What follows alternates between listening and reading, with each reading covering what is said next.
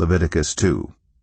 When anyone brings a grain offering to the Lord, their offering is to be of the finest flour.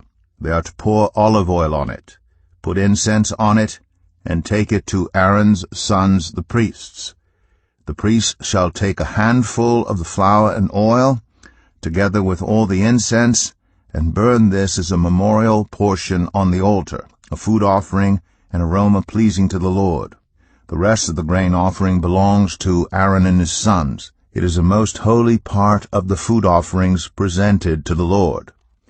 If you bring a grain offering baked in an oven, it is to consist of the finest flour, either thick loaves made without yeast and with olive oil mixed in, or thin loaves made without yeast and brushed with olive oil. If your grain offering is prepared on a griddle, it is to be made of the finest flour mixed with oil and without yeast. Crumble it and pour oil on it. It is a grain offering. If your grain offering is cooked in a pan, it is to be made of the finest flour and some olive oil. Bring the grain offering made of these things to the Lord, present it to the priest, who shall take it to the altar.